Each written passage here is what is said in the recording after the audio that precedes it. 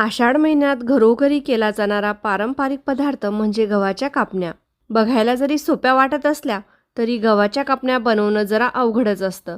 कारण गुळाचं प्रमाण जास्त झालं किंवा पाणी जास्त पडलं तर पीठ खूप चिकट होतं. त्यामुळे कापण्या खुसखुशीत न होता चिकट होते. म्हणून आज आपण कापण्यासाठी लागणारं अगदी परफेक्ट प्रमाण पाहणार आहोत. आणि कापण्या चिवट होऊ नये म्हणून पिठामध्ये एक खास पदार्थ घालायचा आहे.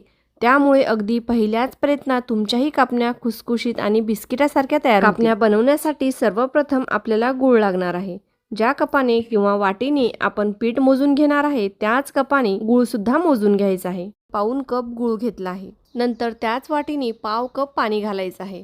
चम्मचने व्यवस्थित मिसळून घ्यायचं. गूळ पूर्णपणे विरघळायला थोडा वेळ लागतो. त्यामुळे यावर झाकण ठेवून हे भांडं थोडा वेळ बाजूला ठेवूया. तोपर्यंत आपण पुढची तयारी करून घेऊया. दाबून 1 कप गव्हाचं पीठ घ्यायचं आहे. आता यामध्ये त्याच कपाने पाव कप बेसन घालायचं आहे.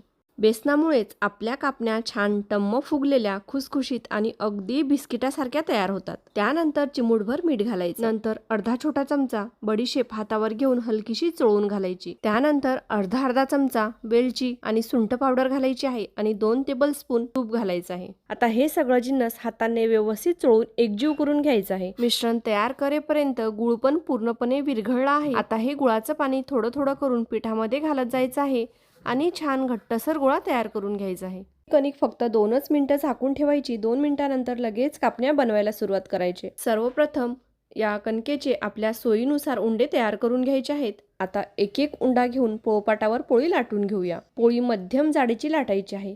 पोळी लाटताना कोरडं पीठ अजिबात वापरायचं नाही, कारण कोरडं पीठ कापण्यांना चिटकून राहतं आणि तळताना ते जळू शकतं. पोळी मध्यम जाडीची लाटून झाली की तिच्या दोन्ही बाजूंना हलक्या हाताने खसखस लावून घ्यायची. आता पोळी पलटून दुसऱ्या बाजूलाही याच पद्धतीने खसखस लावून घ्यायची आणि त्यानंतर वरून हलक्या हाताने एकदा लाटणं फिरवायचं, म्हणजे खसखस पोळीमध्ये व्यवस्थित बसते आणि तळताना सहज निघून जात नाही. मी ते कापण्यासाठी साधी सुरी वापरली आहे. सर्वप्रथम तिरक्या दिशेने सारख्या अंतरावर काप द्यायचे. त्यानंतर विरुद्ध दिशेने पुन्हा तिरके काप द्यायचे. तुम्ही पाहू शकता कापण्या पोळपाटावरून अगदी सहज उचलल्या जात आहेत. आता कापण्या तळून घेऊया. त्यासाठी सर्वप्रथम तेल गरम करून घ्यायचं. तेल गरम झालं की गॅस पूर्णपणे मंद आचेवर करायचा.